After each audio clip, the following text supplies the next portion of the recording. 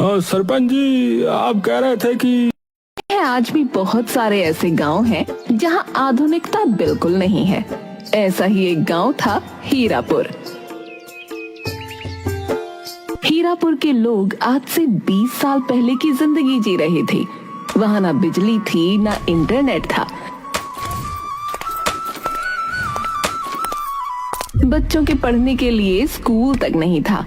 हाँ सरपंच जी, आप कह रहे थे कि इस साल हमारे गांव में बिजली के जो है खंबे लग जाएंगे। लेकिन देखिए ना, ये साल तो खत्म होने को है और अभी तक काम शुरू भी नहीं हुआ है। अरे अब मैं क्या करूं भाई है। अरे मैंने तो सरकारी दफ्तर में अपील डाल दी थी। वो लोग कह रहे थे कि जो है जल्दी ही हमारे गांव में बिजली आ जाएगी।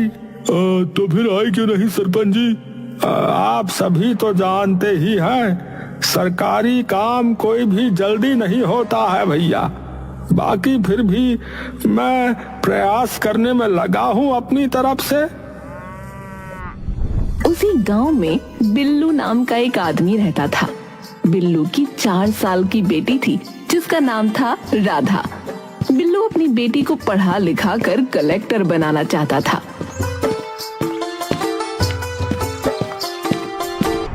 लेकिन स्कूल गांव से दूर होने के कारण वो अपनी बेटी को स्कूल नहीं भेज पाता था।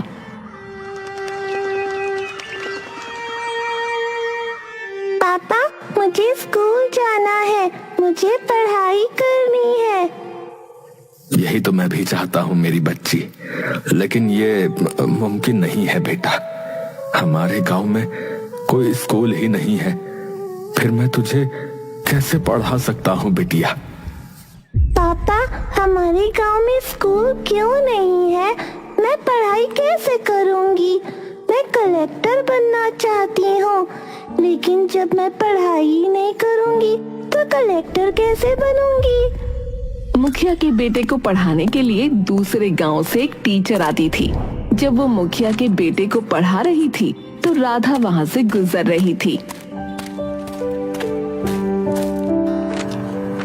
A for apple, B for ball, C for cat, D for dog.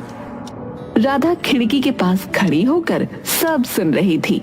अब उसका और भी ज्यादा पढ़ने का मन करने लगा। वो घर जाती है। सुनो राधिका की माँ, मैं गांव के किसी काम के लिए शहर जा रहा हूँ। 2 दिन बाद लौटूंगा। अच्छा पापा, आप शहर जा रहे हैं? मेरे लिए वो वाली किताब ले आइएगा जिसमें A for apple, B for ball, C for cat और D for dog होता है। अरे राधा बिटिया, ये तुमने कहाँ से सीखा? सोनू को दूसरे गांव से टीचर पढ़ाने आती है, मैंने उन्हीं से सुना। कहो ना, आप मेरे लिए वो वाली किताब ले आओगे? हाँ हाँ मेरी बच्ची, शाबाश, मैं जरूर लेके आऊंगा बेटा। ऐसा कहकर बिल्लू मुखिया के साथ शहर के लिए निकल गया। शहर में बिल्लू बच्चों को स्कूल जाता देखकर बहुत खुश हो रहा था। मुखिया जी, आपको नहीं लगता कि हमारे गांव में एक स्कूल भी होना चाहिए? स्कूल ना होने की वजह से बच्चों के सपने ही बनकर रह जाते हैं। मैंने स्कूल के लिए भी अपने जिला के कलेक्टर से बात की थी, पर वहां से जो है कोई जवाब ही नहीं आया। अच्छा, फिर आज हम ये शहर में क्या करने आए हैं मुखिया जी? अरे वही बिजली के लिए एक बार फिर से बात करने, और क्या पता इस बार सरकारी बाबू हमारी बात सुन लें। मुखिया और बिल्लू कलेक्टर के ऑफिस जाते हैं, लेकिन उन दोनों को कलेक्टर से मिलने की अनुमति ही नहीं मिलती। अरे ऐसे कैसे आप हमें ऑफिस के अंदर जाने से मना कर रहे हैं? अरे हमें पूरा हक है कलेक्टर साहब को अपनी परेशानी बताने का। अरे भाई साहब देखिए, कलेक्टर साहब जो है अभी किसी इम्पोर्टेंट काम में व्यस्त है, समझे? आप उनसे 1 हफ्ते बाद मिलने आ सकते हैं। जाइए अभी। अरे भाई साहब, हम इतनी दूर से आए हैं, बिना उनसे मिले हम कैसे जा सकते हैं बताइए। देखिए भाई साहब, माफ कीजिएगा लेकिन मैं इसमें आपकी कोई सहायता नहीं कर सकता, आप जाइए यहाँ से। बिल्लू और मुखिया उदास चेहरा लेकर वापस गांव की तरफ निकल पड़ते हैं। कॉपियां और स्कूल बैग भी उपलब्ध। रुकिए मुखिया जी, मुझे अपनी बेटी के लिए एक किताब खरीदनी है। अरे तू किताब खरीद कर क्या करेगा? कौन सा तेरी बेटी को पढ़ना आता है? ऐसा नहीं है मुखिया जी, वो थोड़ा बहुत पढ़ लिख लेती है। हाँ, कॉपियां और स्कूल बैग भी उपलब्ध हैं। रात होने से पहले ही बिल्लू अपने घर पहुंच जाता है।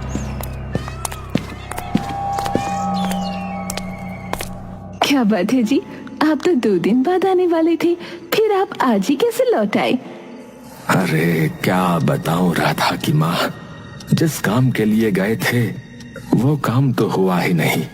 सरकारी कर्मचारी पता नहीं अपने आप को क्या समझते हैं। हम छोटे लोगों से तो बात भी नहीं करना चाहते, फिर हमारे विकास के लिए काम कहां से करेंगे? मुझे तो लगता है हमारा सारा जीवन ऐसे ही गरीबी में बीतता रहेगा।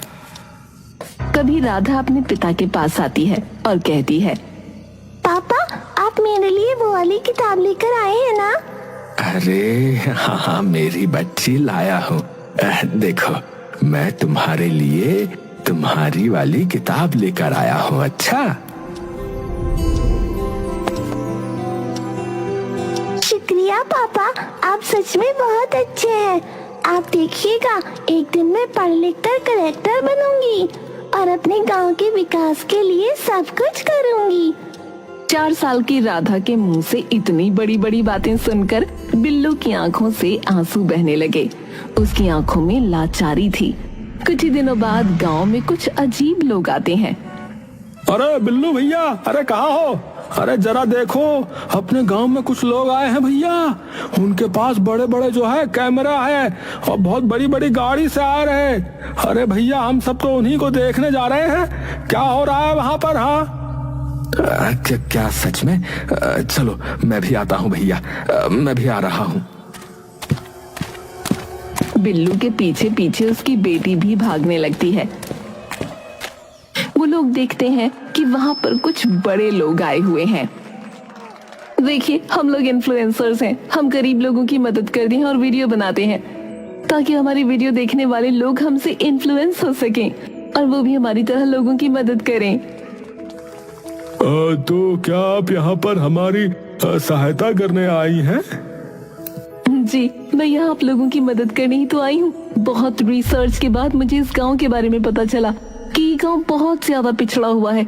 आप लोगों को सबसे ज्यादा जिस चीज की जरूरत हो आप मुझे बताइए। उस औरत की बात सुनकर गांव के काफी सारे लोग बिजली की मांग करते हैं। तभी भीड़ में से बिल्लू बाहर निकल कर आता है। अब माफ कीजिएगा लेकिन मैं आप लोगों की बात से यहाँ पर सहमत नहीं हूँ। ये बात सही है कि गांव को बिजली की आवश्यकता है, लेकिन उससे भी अधिक आवश्यकता गांव को शिक्षा की है। बिना बिजली के तो हम कई सालों से रहते आ ही रहे हैं। 1-2 साल बाद सरकार यहाँ बिजली लगवा ही देगी, लेकिन शिक्षा उसकी तो कोई चर्चा ही नहीं करता है। अरे लेकिन बिल्लू भाई, एक बात बताओ है, अरे बिना बिजली के शिक्षा भी मुमकिन नहीं है भैया, समझे?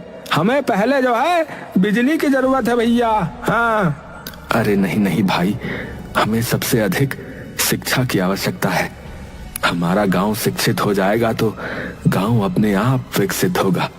फिर बिजली क्या, वो क्या कहते हैं, हाँ, इंटरनेट तक हमारे गांव में आ जाएगा। इन्फ्लुएंसर जिसका नाम माया था, वो बिल्लू की बातों से सहमत होती है और उसकी तारीफ करते हुए कहती है, सीरियसली आपकी बातों ने तो मेरा दिल जीत लिया। आप सही कह रहे हैं, education is most important thing. लेकिन फिर भी हम इस गांव के बच्चों से जानना चाहेंगे कि इस बारे में उनकी क्या इच्छा हो सकती है। माया की नजर छोटी सी प्यारी सी राधा पर जाती है। वो राधा को अपने पास बुलाती है। बेटा, आपका नाम क्या है? मेरा नाम राधा है। अच्छा, आप बताओ, आपको अपने घर में लाइट चाहिए या स्कूल जाना है? मुझे स्कूल जाना है। मैं तो कब से स्कूल जाना चाहती हूँ, लेकिन पापा मेरा दाखिला स्कूल में नहीं करवाते। वो कहते हैं स्कूल हमारे गांव से बहुत दूर है और हमारे पास वहाँ तक जाने का कोई साधन भी नहीं है। इसका मतलब आपको पढ़ाई करना बहुत पसंद है? हाँ, मैं पढ़ लिख कर कलेक्टर बनना चाहती हूँ और मैं अपने गांव के लिए बहुत कुछ करना चाहती हूँ। राधा की बातों से बिल्लू को बहुत गर्व महसूस होता है और वो इन्फ्लुएंसर माया भी खुश हो जाती है। तो तय रहा, मैं यहाँ एक स्कूल बनवाऊंगी एंड ऑफ कोर्स वहाँ पढ़ाई के लिए कोई फीस नहीं लगेगी, क्योंकि वो एक प्राथमिक विद्यालय होगा। मैं सरकार की अनुमति लेकर ही यहाँ स्कूल बनवाऊंगी। माया की बात सुनकर गांव के लोग बहुत खुश होते हैं। कुछ ही दिनों बाद स्कूल बनने का काम शुरू हो जाता है। स्कूल बनने की खुशी गांव में सबसे ज्यादा अगर किसी को थी तो वो था बिल्लू।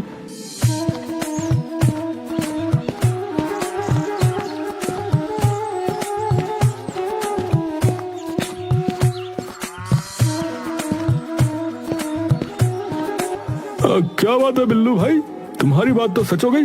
देखो गांव में अब स्कूल बन रहा है। हाँ, अरे इस बात से मुझसे अधिक कोई प्रसन्न नहीं हो सकता मोहन भाई। मैं सदा से पढ़ लिख कर जो है कलेक्टर बनना चाहता था, लेकिन गांव में स्कूल ना होने के कारण मेरा ये सपना ही रह गया था भाई। लेकिन जब से मुझे पता चला कि मेरी बेटी भी वही सपना देख रही है जो कभी मैं देखा करता था, तो मुझे बहुत अफसोस हुआ। मुझे लगा कि मेरी बेटी के सपने भी मेरी तरह पूरे नहीं हो पाएंगे, लेकिन अब ऐसा लग रहा है भाई कि पूरे होंगे, जरूर होंगे। मैं बहुत खुश हूँ। दूसरी तरफ राधा भी बहुत खुश थी। सोनू, तुझे गांव के बाहर से टीचर पढ़ाने आती थी ना, अब हम भी तेरी तरह पढ़ाई करेंगे। तुम्हें जाना उस गरीबों वाले प्राथमिक स्कूल में पढ़ने। मैं तो कुछ दिनों बाद शहर चला जाऊंगा और हॉस्टल में रहकर वहीं पढ़ाई करूंगा। राधा मुंह बनाकर घर आ जाती है।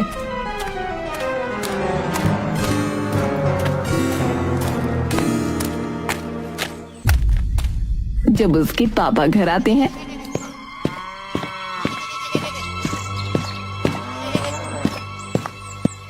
अब क्या बात है बिटिया, मेरी लाडो रानी, अरे उदास क्यों है बेटी?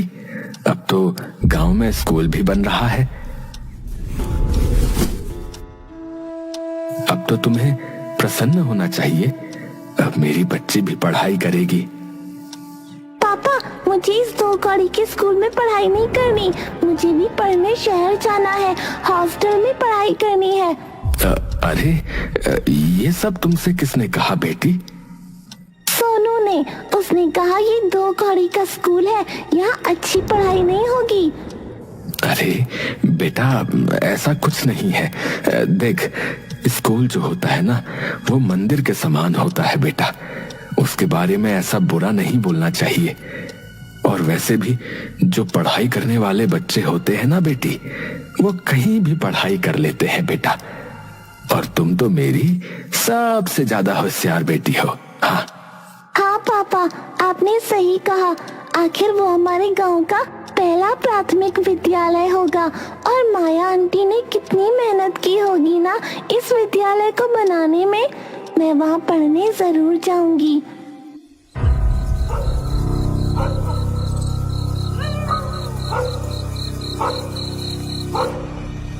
आखिरकार 6 महीने के इंतजार के बाद गांव का पहला प्राथमिक विद्यालय बनकर तैयार हो गया। मैं यहाँ आई थी तो सिर्फ वीडियो शूट करने, लेकिन इस गांव ने मुझे इतना प्यार किया कि मुझे यहाँ से लगाव हो गया है। मैं आप लोगों को बहुत मिस करूंगी। मैंने स्कूल के ऊपर सोलर पैनल लगवाए हैं, जिससे पूरे गांव में तो नहीं, लेकिन स्कूल में बिजली जरूर रहेगी। तब मुखिया कहता है, मैडम जी, आपने हमारे गांव के लिए बहुत बड़ी चीज की है।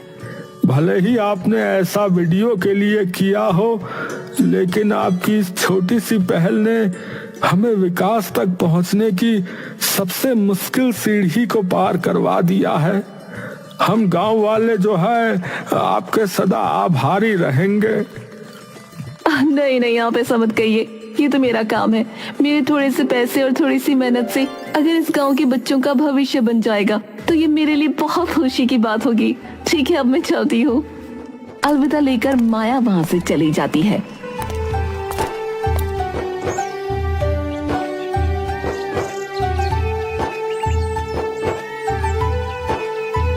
अगले दिन से स्कूल में बच्चों के एडमिशन शुरू किए जाते हैं। पापा जल्दी करो, हम लेट हो जाएंगे। मैं देख कर आई हूँ, दाखिला शुरू हो गया है। बहुत सारे लोग वहाँ पर इकट्ठा हो गए हैं। हाँ हाँ, चलता हूँ बेटी, चलता हूँ। अभी वैसे बहुत समय है। जल्दी चलो।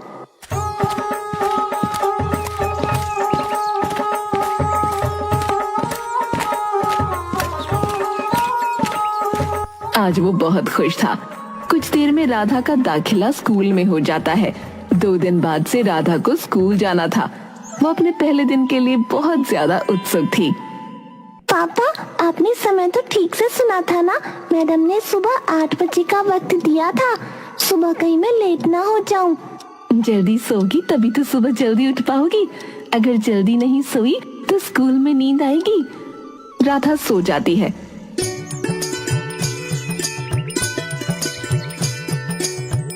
अगली सुबह जल्दी जल्दी तैयार होकर वो स्कूल चली जाती है।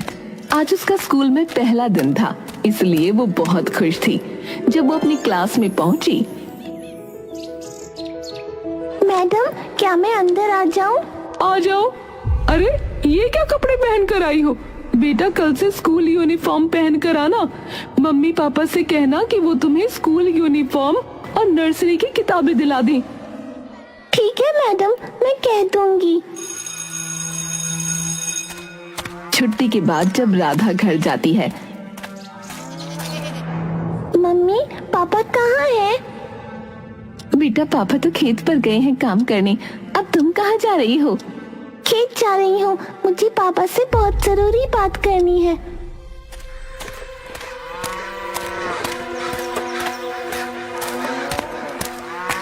पापा, ओ पापा। अरे मेरी गुड़िया, आ गई स्कूल से? अरे यहाँ क्यों भागती हुई आ रही है रे? पापा, टीचर ने कहा है कल से स्कूल यूनिफॉर्म पहन कर जाना और नर्सरी क्लास की किताबें भी लेकर जाना। आज तो टीचर ने कुछ नहीं कहा, लेकिन कल नहीं लेकर गई तो डांट पड़ेगी। अच्छा अच्छा, ठीक है मेरी गुड़िया। अभी एक काम कर, तू जल्दी से घर जा, ठीक है? मैं शाम को जब आऊंगा तो फिर हम बाजार चलेंगे, ठीक है? जा। बिल्लू सोच में पड़ गया, क्योंकि उसके पास तो ड्रेस और किताबें लाने के पैसे ही नहीं थे। वो शाम को घर जाता है और मंदिर में से चांदी का सिक्का उठा लेता है। ये आप क्या कर रहे हैं? मंदिर से चांदी का सिक्का क्यों उठा लिया? वो मैं ये सिक्का बेचकर राधा के लिए ड्रेस और किताबें लेने जा रहा हूँ। देखा आपने, पढ़ाई लिखाई सिर्फ स्कूल जाने तक सीमित नहीं होती, उसमें और भी बहुत खर्चे होते हैं। ऐसे तो आप एक एक करके घर का सारा सामान बेच देंगे। हाँ, क्यों नहीं, मैं सब बेच दूंगा, लेकिन मैं अपनी बेटी की सारी इच्छाएं पूरी करूंगा। मैं नहीं चाहता कि कोई भी कारण उसकी पढ़ाई में बाधा बने।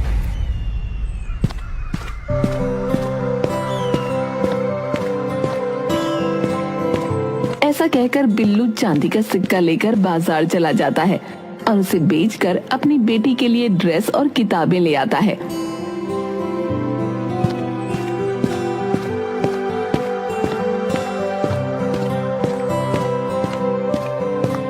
राधा की हर एक जरूरत को बिल्लू जरूर पूरा करता था, लेकिन राधा की पढ़ाई लिखाई का खर्चा उठाना उनके लिए बहुत मुश्किल हो रहा था।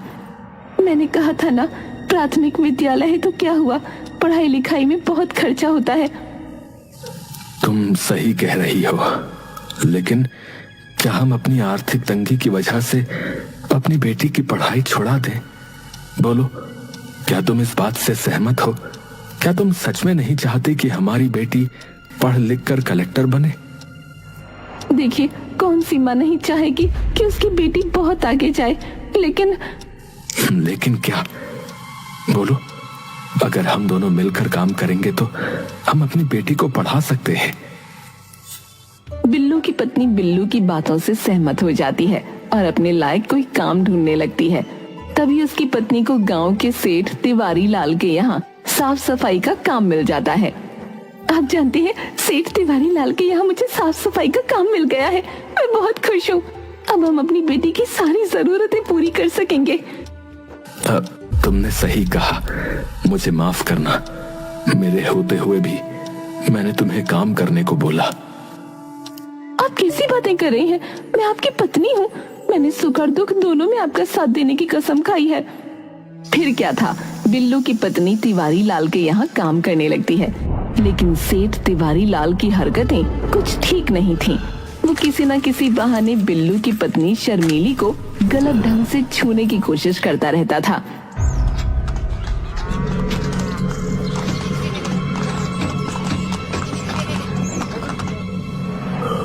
सुनो, तुम्हारी मालकिन कुछ दिनों के लिए मायके गई है।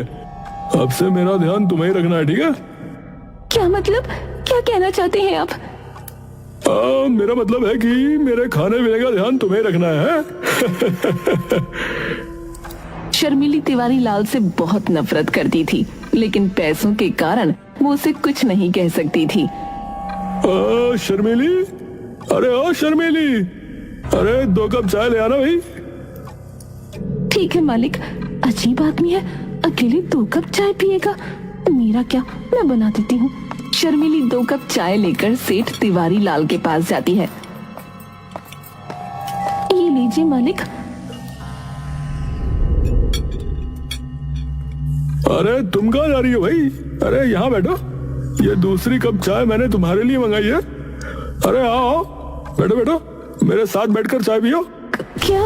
नहीं मालिक, दरअसल मुझे बहुत सारा काम है, मैं चलती हूँ। अरे बैठो तो सही है। अरे मुझे तुमसे कुछ बहुत जरूरी बात करनी है। शर्मिली डरते हुए सोफे पर बैठ जाती है। कहिए मालिक, आपको मुझसे क्या बात करनी है? देखो भाई, इसमें तो कोई शक नहीं है कि तुम बहुत खूबसूरत हो। तुम मिट्टी में पड़ा हुआ वो हीरा हो जिसकी पहचान एक असली जौहरी ही कर सकता है, समझ रही है ना? और वो जौहरी जो है ना, वो मैं ही हूँ। हाँ, आप कहना क्या चाहते हैं? साफ साफ कहिए। अच्छा, तो तुम्हें साफ साफ बात करना पसंद है? मैं कुछ ज्यादा नहीं चाहता, बस मैं इतना चाहता हूँ कि तुम मेरी ख्वाहिश पूरी कर दो और बदले में मैं तुम्हें मुंह मांगी कीमत दूंगा। आखिर पूरा गांव जानता है कि तुम्हें और तुम्हारे पति को पैसों की कितनी जरूरत है। और मैंने सुना है कि तुम अपनी बेटी को कलेक्टर भी बनाना चाहती हो भाई, है? ये आप क्या कह रहे हैं मालिक? आप मुझे जैसी औरत समझ रहे हैं, मैं वैसी नहीं हूँ। माना हम गरीब हैं, लेकिन इसका मतलब ये नहीं कि मैं पैसों के लिए कुछ भी करूँ। ऐसा कहकर शर्मिली उठकर जाने लगती है।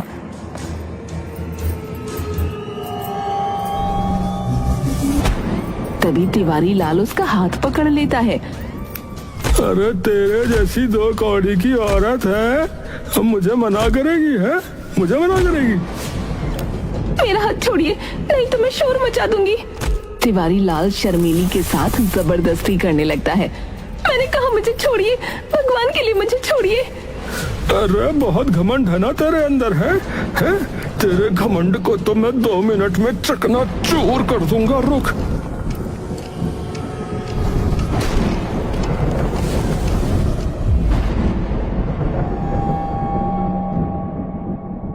अरे ये तुम क्या कर रही हो? इस तरह मेरे सामने अपनी साड़ी मत उतारो। तुम जैसा समझ रही हो मैं वैसा नहीं हूँ। हाँ, अरे अगर पैसे चाहिए तो मैं वैसे ही दे दूंगा भाई। क्या? ये आप क्या कह रहे हैं?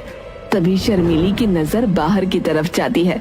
वो देखती है कि उसकी मालकिन यानी कि तिवारी लाल की पत्नी वापस घर आ रही थी। ये सब क्या हो रहा है? देखो ना डार्लिंग, मुझे अकेला देखकर ये मौके का फायदा उठाना चाहती है। इसने मुझसे पैसे मांगे, मैंने मना कर दिया तो पता नहीं क्या क्या करने लगी। हाँ, आप झूठ बोल रहे हैं। मालकिन इन्होंने चाय के बहाने मुझे यहाँ बुलाया था, फिर मेरे साथ जबरदस्ती करने लगे।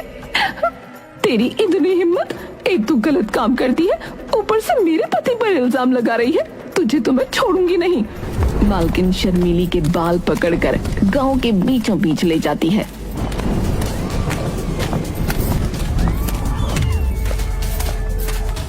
सभी लोग वहां इकट्ठा हो जाते हैं। ये बदचलन औरत मेरे पति के सामने गलत हरकतें कर रही थी, ऊपर से मेरे पति पर इल्जाम लगा रही है। वहाँ पर जो हुआ मैंने अपनी आंखों से देखा।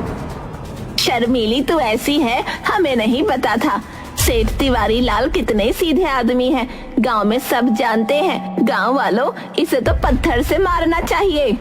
सभी गांव वाले राधा की माँ को पत्थर से मारने लगते हैं।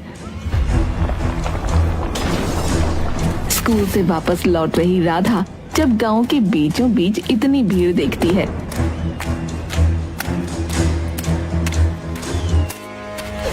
तो भीड़ के अंदर घुस जाती है। माँ, ये सब क्या हो रहा है? आप लोग मेरी माँ को क्यों मार रहे हैं? रुक जाइए, मैंने कहा रुक जाइए। अरे तेरी माँ एक बदचलन औरत है, पैसों के लिए वो कुछ भी कर सकती है। ऐसा कुछ नहीं है, मेरी माँ ऐसी नहीं है, वो बहुत अच्छी है। तभी वहाँ बिल्लू भी आ जाता है।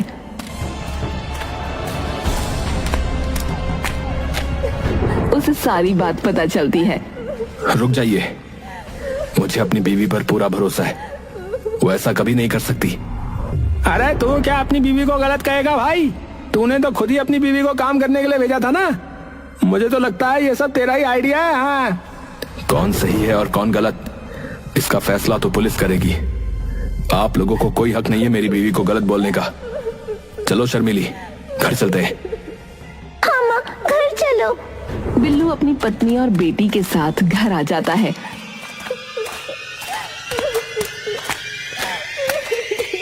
और पुलिस में इसकी कंप्लेंट लिखवाता है, लेकिन उसका कोई फायदा नहीं होता, क्योंकि सेठ तिवारी लाल पहले ही सारे सबूत मिटा चुका था और ऊपर से उसने पुलिस वालों को पैसे देकर शर्मिली को ही गलत साबित करवा दिया था। मुझे माफ कर देना शर्मिली, ये सब मेरी वजह से ही हुआ है।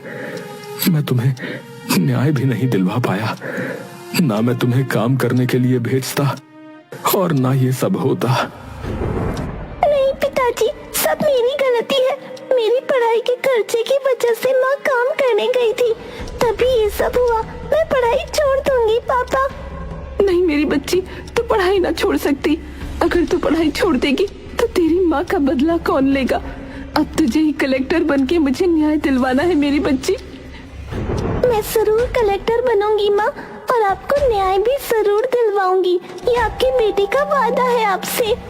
छोटी सी राधा के मन में ये जुनून देखकर दोनों पति पत्नी बहुत खुश होते हैं। समय अपनी रफ्तार पकड़ चुका था। इस तरह 15 साल बीत गए, पता ही नहीं चला।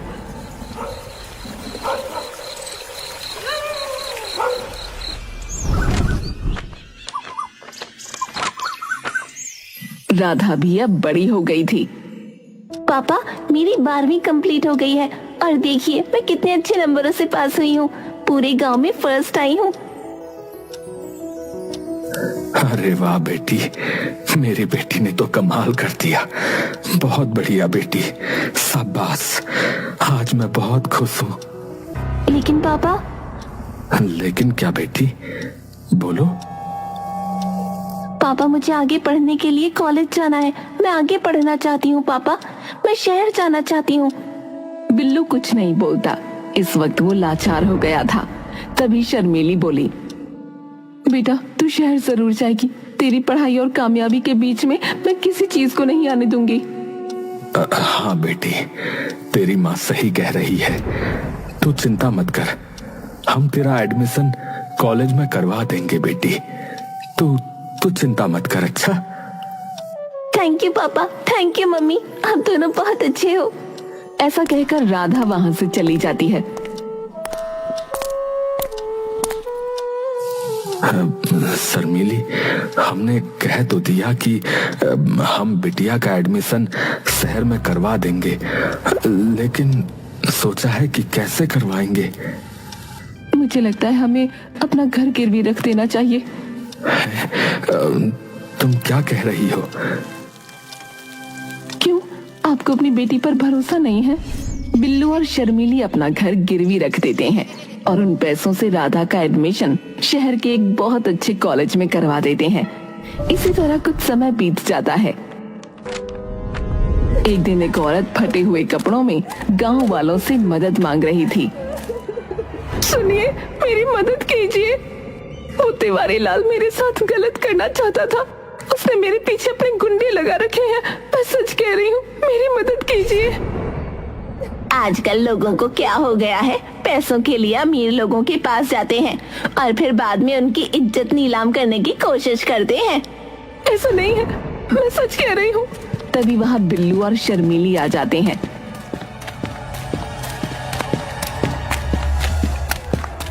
मेरी मदद कीजिए, तिवारी लाल मेरे साथ गलत करना चाहता था। उसने अपने गुंडे मेरे पीछे लगा रखे हैं। अगर आप मेरी मदद नहीं करेंगे तो वो मुझे मार डालेगा। तुम चिंता मत करो, तुम्हें कुछ नहीं होगा। मैं तुम्हारी परेशानी समझ सकती हूँ। तभी वहाँ पर 2 गुंडे आ जाते हैं। ए बिल्लू, उस औरत को हमारे हवाले कर दे, नहीं तो तुझे मार मार कर अधमरा कर देंगे। हाँ, फालतू कुत्तों, जाकर बोल दो अपने मालिक से कि इस बार बिल्लू उसे नहीं छोड़ेगा।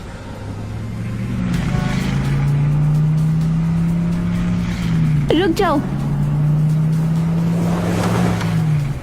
सबकी नजर पीछे की ओर जाती है। सब देखते हैं कि एक बहुत ही चमचमाती गाड़ी से एक बहुत खूबसूरत लड़की आंखों पर काला चश्मा लगाए उतर रही है। उसके पीछे काले कपड़ों में 2 बॉडीगार्ड हैं। तुम्हारी हिम्मत कैसे हुई मेरे पिताजी पर हाथ उठाने की? अरे अरे, ये तो बिल्लू की बेटी राधा है ना। अरे देखो भैया, कितनी बदल गई है। तो आप सभी को हैरान होने की जरूरत नहीं है। मैं अब यहाँ की नई कलेक्टर मिस राधा हूँ और तिवारी लाल का पर्दाफाश करने का ये मेरा ही प्लान था। तभी गांव वाले देखते हैं कि 2 पुलिस वाले तिवारी लाल के हाथों में हथकड़ी लगाकर उसे लेकर आ रहे हैं। अरे राम, ये तो तिवारी लाल है। तुम खुद अपने मुंह से सच्चाई बताओगे या मैं लोगों को सीसीटीवी फुटेज दिखाऊं? तिवारी लाल नजरें झुकाकर खड़ा था।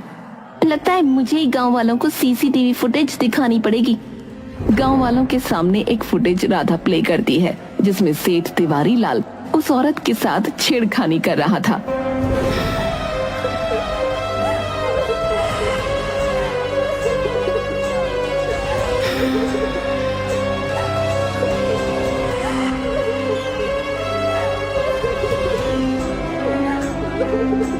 अरे राम राम भैया, छी छी छी छी है। ये तो सच में बहुत खराब आदमी है भैया। इसका मतलब सालों पहले शर्मीली सच कह रही थी। अरे राम राम, बहुत ही गलत हो गया भैया। ये आदमी ही बेकार है। अरे भैया, हम तो कह रहे हैं इस गुनाहगार को हमारे हवाले कर दो। हाँ, हम इसको मार मार के इसकी जान ले लेंगे। हाँ, हमारे गांव की औरतों के साथ ऐसा करता है ये। तो क्या कहते हैं, कर दूं तुम्हें इन लोगों के हवाले? अरे नहीं, अरे मुझे इन लोगों के हवाले मत करना। ये लोग मुझे चील कौवे की तरह नोच खाएंगे भाई। मुझे ले चलो भाई, मुझे ले चलो। पुलिस तिवारी लाल को अपनी जीप में बिठाकर ले जाती है। प्रणाम माँ। प्रणाम पिताजी। माफ कीजिए, मैंने आप लोगों को इसके बारे में कुछ नहीं बताया था क्योंकि मैं माँ के गुनहगार से बदला लेने के लिए बेचैन हो रही थी। मेरी बच्ची, मुझे तेरे ऊपर गर्व है। आज तूने अपने पिता का सपना पूरा कर दिया और अपनी माँ का बदला भी ले लिया। भगवान तेरी जैसी बेटी सबको दे।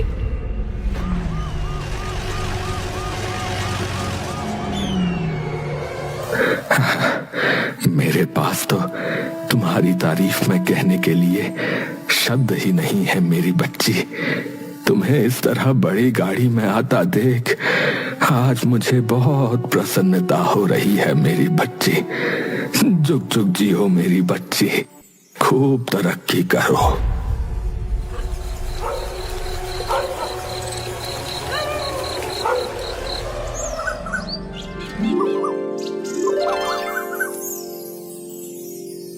पूरा गांव राधा की तारीफ करते नहीं थक रहा था। पूरे गांव को राधा पर बहुत गर्व था। गांव के सरपंच द्वारा भी राधा को सम्मानित किया जाता है। अपने गांव के विकास के लिए राधा बहुत कुछ करती है और अपने माँ बाप और गांव वालों के सभी सपने पूरे करती है।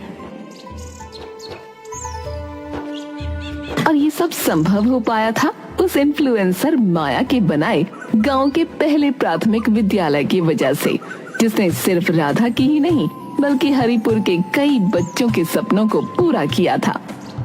कहते हैं आज भी बहुत सारे ऐसे गांव हैं जहां आधुनिकता बिल्कुल नहीं है। ऐसा ही एक गांव था हीरापुर। हीरापुर के लोग आज से 20 साल पहले की जिंदगी जी रहे थे। वहां ना बिजली थी, ना इंटरनेट था। बच्चों के पढ़ने के लिए स्कूल तक नहीं था। सरपंच जी, आप कह रहे थे कि इस साल हमारे गांव में बिजली के जो है खंबे लग जाएंगे, लेकिन देखिए ना, ये साल तो खत्म होने को है और अभी तक काम शुरू भी नहीं हुआ है। अरे अब मैं क्या करूं भाई है? अरे मैंने तो सरकारी दफ्तर में अपील डाल दी थी। वो लोग कह रहे थे कि जो है जल्दी ही हमारे गांव में बिजली आ जाएगी। तो फिर आई क्यों नहीं सरपंच जी? आप सभी तो जानते ही हैं, सरकारी काम कोई भी जल्दी नहीं होता है भैया। बाकी फिर भी मैं प्रयास करने में लगा हूँ अपनी तरफ से। उसी गांव में बिल्लू नाम का एक आदमी रहता था। बिल्लू की 4 साल की बेटी थी जिसका नाम था राधा। बिल्लू अपनी बेटी को पढ़ा लिखा कर कलेक्टर बनाना चाहता था।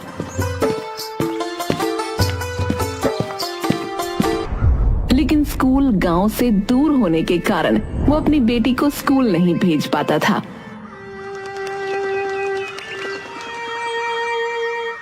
पापा, मुझे स्कूल जाना है, मुझे पढ़ाई करनी है।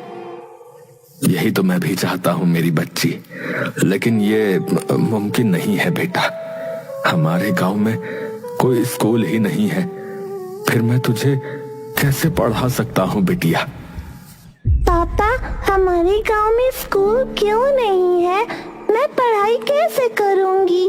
मैं कलेक्टर बनना चाहती हूँ, लेकिन जब मैं पढ़ाई ही नहीं करूंगी तो कलेक्टर कैसे बनूंगी? मुखिया के बेटे को पढ़ाने के लिए दूसरे गांव से एक टीचर आती थी। जब वो मुखिया के बेटे को पढ़ा रही थी तो राधा वहां से गुजर रही थी।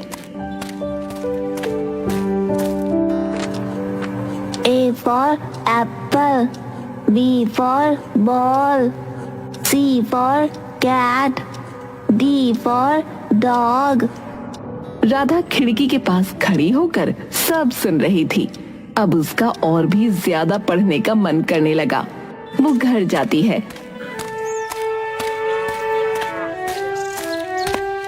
सुनो राधिका की माँ, मैं गांव के किसी काम के लिए शहर जा रहा हूँ। 2 दिन बाद लौटूंगा। अच्छा पापा, आप शहर जा रहे हैं?